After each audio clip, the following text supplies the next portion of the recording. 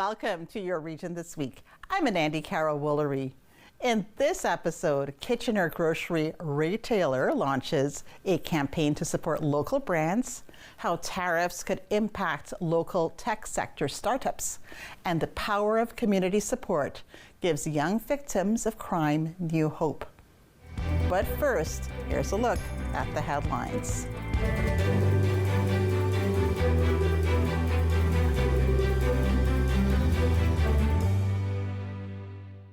Despite a court injunction, fencing, and heavy police presence over St. Paddy's Day weekend, 17 people were arrested and over 250 charges were laid. That's according to Waterloo Regional Police Service. A court injunction was in place from March 15th to the 17th. It allowed the arrest or detention of anyone attending, hosting, creating, or sponsoring an unsanctioned street party or violating the city's nuisance bylaw in the University District.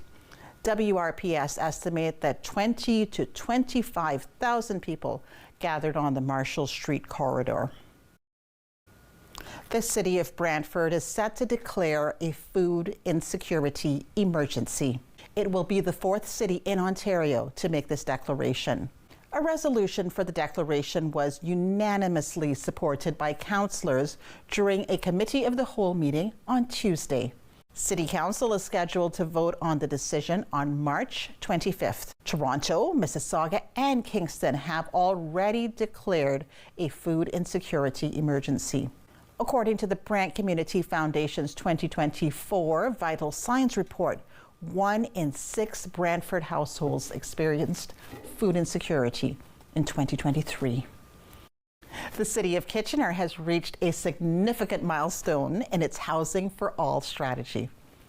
And so that original Housing for All strategy was put together by a community committee that worked on it and brought forward its recommendations in 2020. Which ultimately amounted to 44 recommendations. And we were specifically looking at what can the city do as an implementer itself? Where can it partner with other orders of government, particularly the region, who in our two-tier system is the housing services manager? And then where do we have a role where we can advocate with community partners to the provincial and federal orders of government for investment?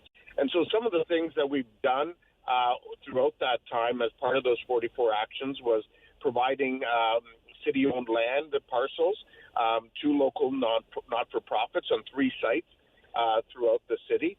So we know that we're working with Habitat for Humanity and the group that's looking at building 10,000 homes throughout the region. And we made the site at Ottawa and River available for that. We have a site at Lancaster and Wellington that we announced where we're out looking for partners for that one, and that will be supportive housing. And then during the State of the City speech, we announced the site in downtown Kitchener that will be a combination fire hall as well as affordable housing there as an example. Unpaid rent to the tune of about $140,000 for Fashion History Museum in Hespeler Village has forced its closure. Friday afternoon at 4 p.m., a press release was sent out.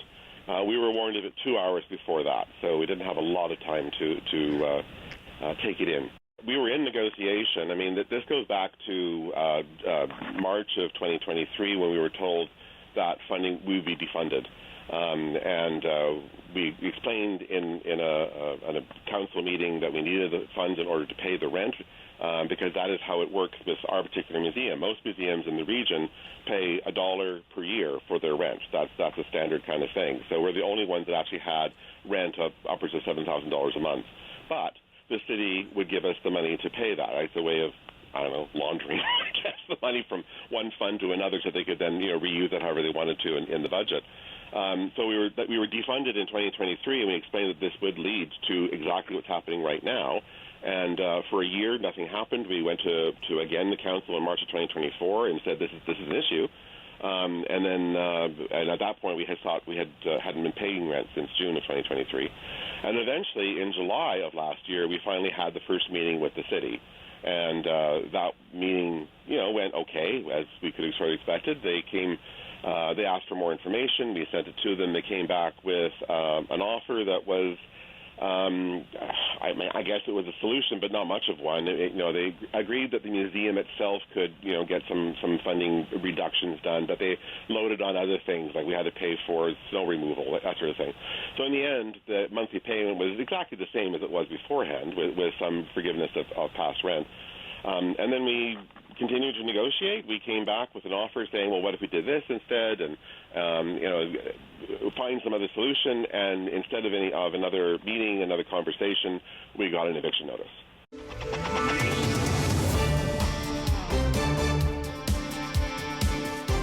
Coming up, putting Canadian products first. Choose that brand that is a local brand. We're going to show you those offerings. There's still going to be the US brands, but we've also got an awful lot of other brands that aren't just from the US. We procure products from all over the world to get the best, clean, transparent, healthy products, onto your plate.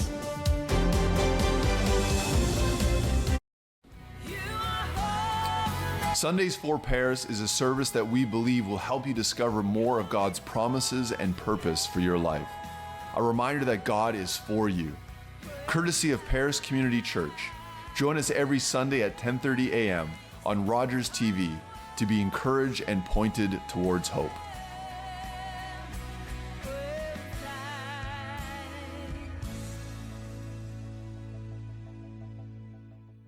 I'm Gagweg. My name means everything.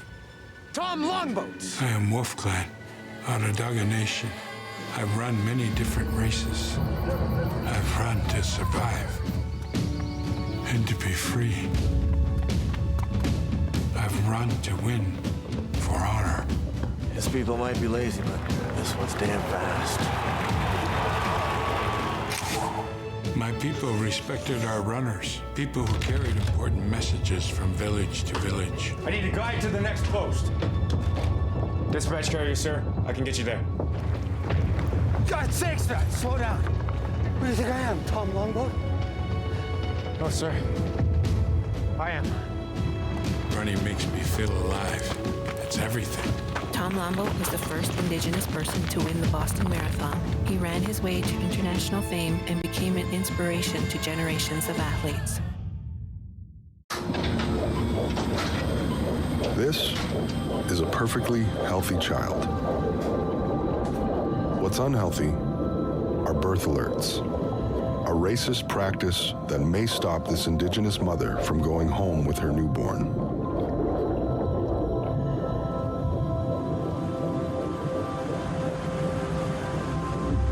Become an ally. Rise above racism in healthcare.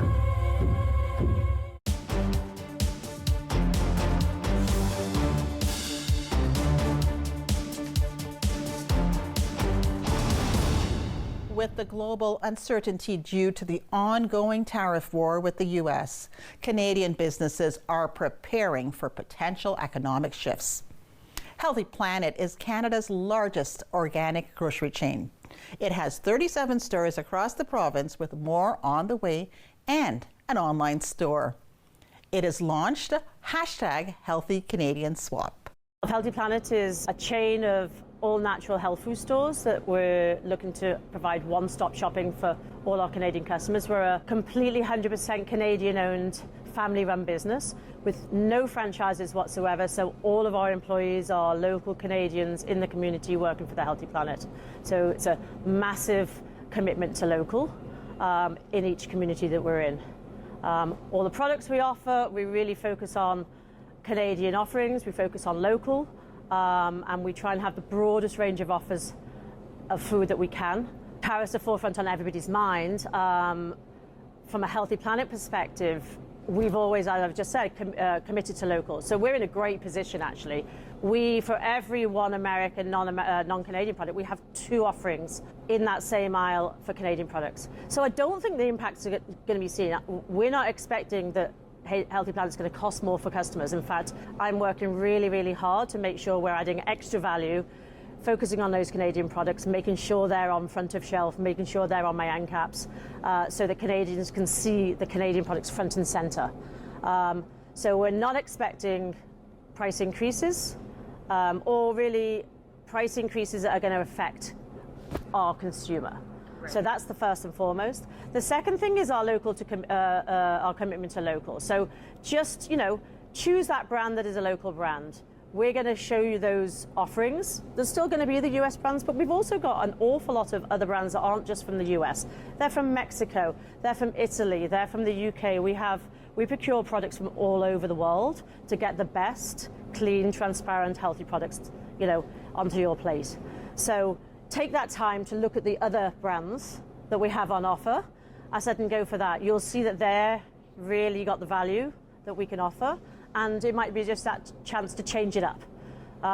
So whether it be in the fridge section we've got here, we've got lots of Canadian kombuchas, we've got the grab and goes, whether it be in your chip aisle, your snacks, or we're running up to Easter, so we're going to have some great fresh local. In our produce stores, obviously, we can't grow a lot in Canada at this time, but where we can, we have that local supplier that's come in, they've warehoused their carrots, they've warehoused their potatoes, they've warehoused their apples. We'll get as much local, and then from other parts of the world that don't include tariffs. So no, I don't expect that you're going to see a price increase here at the Healthy Planet. And then what we're looking to do to make sure Canadians know what to buy is we've actually provided them with a Healthy Canadian Swap. So we're actually, if you can go on our website or you go on download our app, we can actually show you and point in the right direction of what it is to change your brand up. We'll take your brand and then we'll point out here's a couple of brands that you can actually buy instead of. Show you the price, show you the value, show you the nutrition values. So hopefully that's going to direct everybody in the right direction to make those correct choices. The tech industry could feel the pinch as the U.S. levies new tariffs against key trading partners. That's the biggest problem we have and that our companies have is the uncertainty and separating the signal from the noise on what's rhetoric and what's politics and then what's actually policy and legality. And so we have to think of it in two different ways. One is hard goods and things that are crossing over the border. So anything that has a hardware component we're especially concerned about. Means you're probably involving bigger supply chains, and that's a real concern. Traditionally, our ecosystem's been really software focused, and so right now everyone is fingers crossed that software isn't impacted. Unfortunately, even if software itself is not directly tariffed, it still has a chilling effect. The uncertainty has a chilling effect on people's ability to raise capital, to sell into the American market, and for decades, the US has been our biggest market. I mean, that's not unique to tech, but it's particularly pronounced in technology, where if you want to sell something, if you want to scale and grow your business, you're looking south. So we've been working a lot with our companies. We've brought in a lot of experts locally. We're really blessed to have a really strong, supportive ecosystem for post-secondary institutions. Other innovation hubs and accelerators locally do a great job supporting companies. And I think what we're all saying is we need to diversify, but diversify is really challenging because it means a few different things. One is it means strengthening and bolstering your American market that exists. It's such a big market and we can't turn it off or turn fully away from it, and so we just don't have that luxury. When we talk about diversification though, it really actually starts at home. The first customer we want for so many of our companies needs to be Canadian, because when you go to Latin America, when you go to Europe, and you're trying to sell into their big hospitals, their big companies, their government agencies, the first question they'll often ask is, okay, is your government supporting you? Is your government buying from you? And when that answer is no, it just makes that sale that much harder. And then global expansion, global diversification, really on our minds. We've long had a lot of companies that have gone to Latin America, Eastern Asia, certainly the MENA region recently has become a massive market, but Africa, Europe, I mean, the world really is there for our world-class tech, but we need to start by supporting it at home. I would actually say in talking to a lot of our companies, they're not panicking, they're planning, but they do need certainty, and they need certainty both from the United States in terms of, I mean, we all do, because we want to stop watching news television 24/7. They need to know what's happening.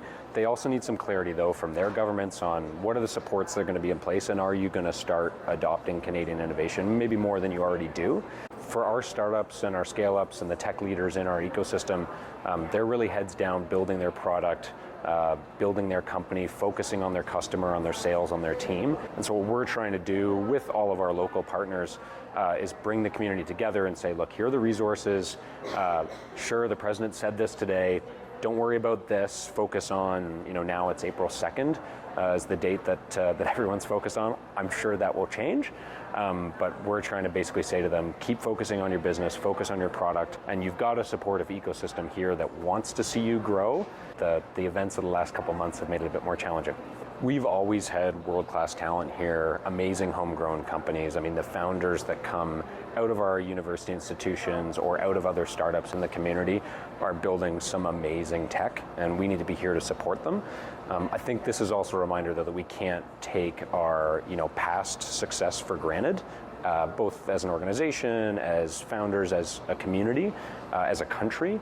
We need to really focus on how do we support Canadian innovation into the future, because we've just seen our biggest trading partner really throw a lot of uncertainty into the mix. And so we can't take that past success for granted. We really need to focus on coming together, building, supporting our innovators.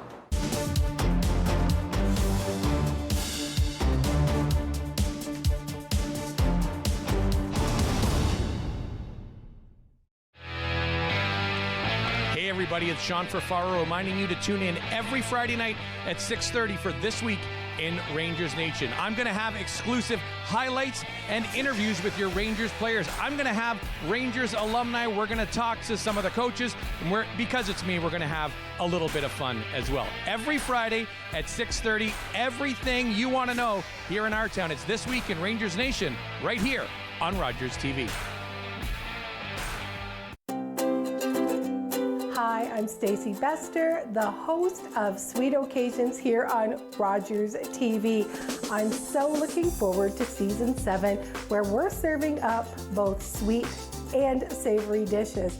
I hope you'll tune in and enjoy all of the flavors that we have for you. And don't forget to make every day a sweet occasion.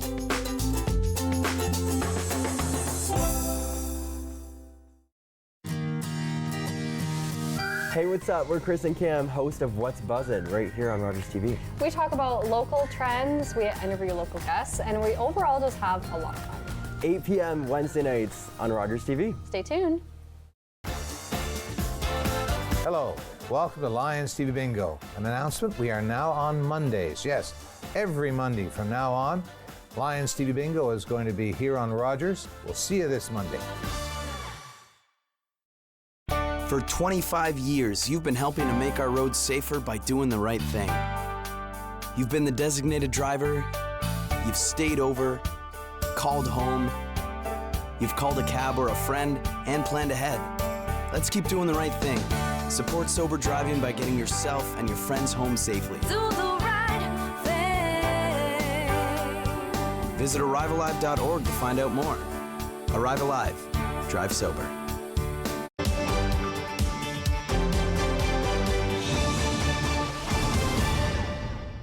In sports, a heartwarming moment during the U Sports Women's Hockey Coaches Conference held on Wednesday.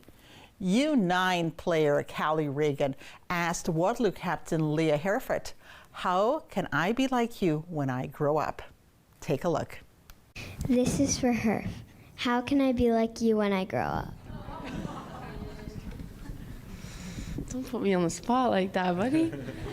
I think the quote of this tournament is "see them, be them," and I think it's for people like you, because you're U9, you're learning the game still, and when I was U9, I didn't necessarily have this to look up to, and I was playing boys hockey, and it was not this, women's hockey just wasn't this all over the map like in BC, and yeah, they had programs, but it wasn't televised, it wasn't this huge production, so I think you can see it, you can be it. You can be someone like me so much easier than you think. You just have to put your mind to it. So keep working hard. I know you work hard. We've coached you. We've been on the ice with you. And you have the privilege of coming out with us like all the time, and Waterloo Ravens is such a great organization for that. So yeah, just keep working hard and you can do it. Galt's Sherry Roberts is excited to see an Ontario championship in Cambridge. Roberts was one of the participants at the Ontario Wheelchair Curling Championship held at the Galt Country Club.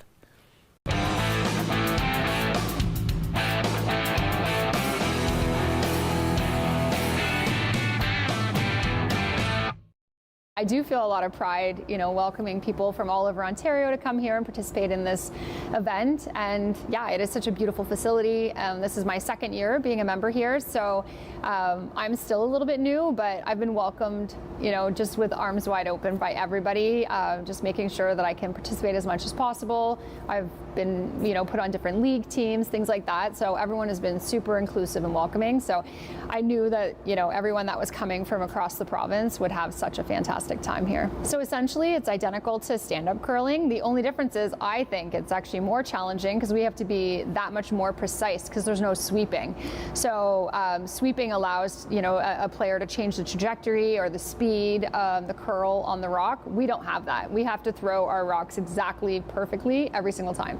So that makes it, a little bit more challenging, but I love it. I love a good challenge. I've been an athlete, an adapted athlete for a long time. I've played wheelchair basketball and tennis and done a number of different sports. And so this was kind of a neat way for me to transition into something a little less dangerous, where I'm maybe not going to fall out of my chair so much, hopefully. Like basketball was a little intense, but yeah, this is a great sport. I think people should really check it out. Anyone can play with anyone. So I play in a league night here. I'm the only wheelchair curler that participates, so I play with 3 stand-up curlers. I literally can go into any club as long as the club is physically accessible and participate. And there's not many sports that are like that. Like usually it's really challenging to find, people that can play with you. So I love that part about wheelchair curling, how it really is like the great equalizer, like anyone can play together.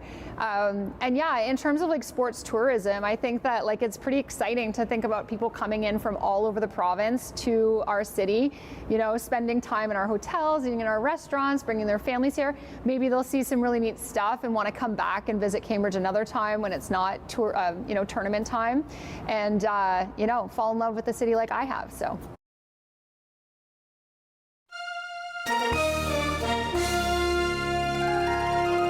Still ahead.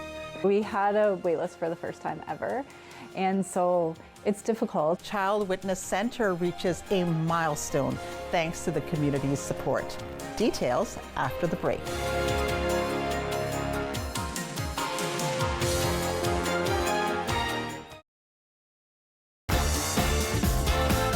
Hello, welcome to Lions TV Bingo. An announcement, we are now on Mondays. Yes, every Monday from now on, Lions TV Bingo is going to be here on Rogers, and we're off like a herd of turtles. Roll 29. 4 $500 prizes, one $3,500 prize, all the trivia you can imagine, and some of my bad jokes. We'll see you this Monday.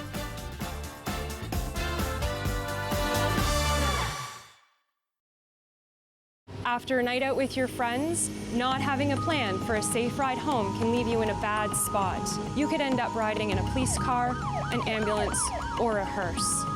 These unplanned modes of transportation can be a costly choice and do not take you home. Your plan could include a designated driver, a taxi, or public transit. Drink responsibly, choose your ride, and have a plan for a safe ride home. Visit arrivealive.org to find out more. I don't care what the law is. I will never be a slave. That word, I hate it. It rests on my tongue like rot. Peter, how does it feel to get paid for your work? There are rumors freedom's coming for us all. Freedom, that's all I want. Chloe, careful. Real men would rather sell you across the river to America than let you go free. Then I'll run. I've run before. Maybe this time for good. No! Just get her into a boat. No! Chloe, no!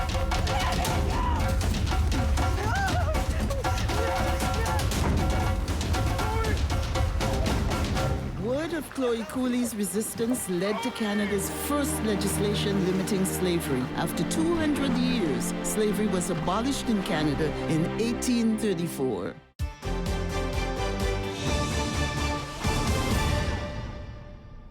And finally, for us, a major win for young victims who were waiting for critical services provided by Child Witness Centre. Here at Child Witness Centre, we serve children and youth along with their families while they're navigating the judicial journey. In our region that we cover, which is Waterloo Region, Guelph and Wellington, we have approximately 17 cases come forward every week that are where investigations begin. And we have about 11 charges laid on average per week in our region. And it's quite a job to keep up with that need in the community. We know that numbers have gone up in our region. We have population growth. We have a Me Too movement that is second to none. We have the impacts of COVID, which devastated the community and caused higher victimization of children and women. And those numbers have panned out in our statistics as well. So my role at Child Witness Centre is supporting children and youth when they're going through the court process.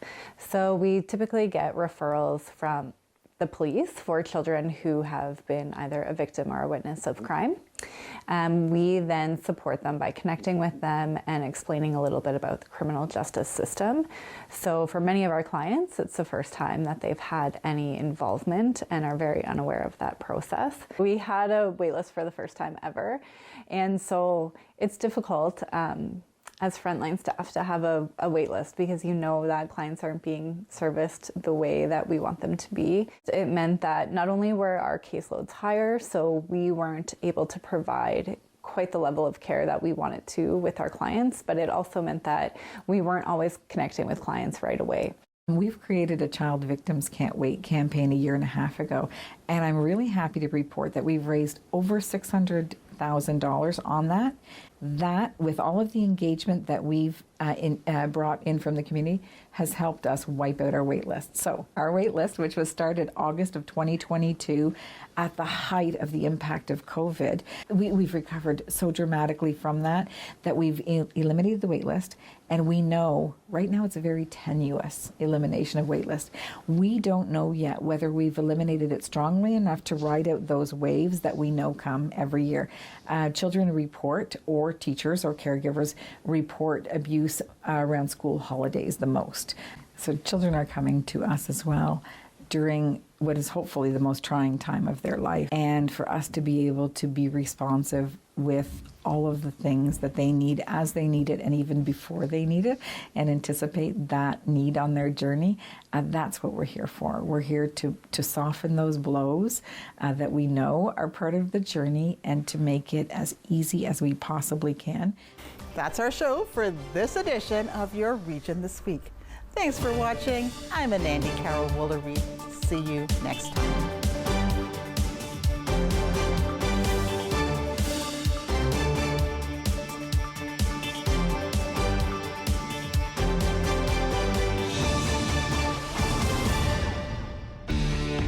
Connect with us by visiting our website or email us at comments@rogerstv.com.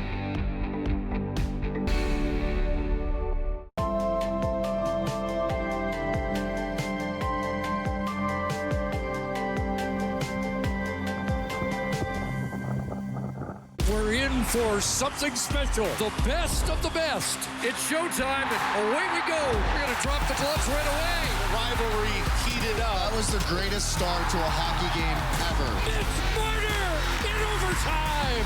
McDavid scores! Look at that. What a goal. Oh, Binnington game saver. Connor McDavid scores for Canada. Best on best, and still the best. This is a brain in urgent need of mental health care. But because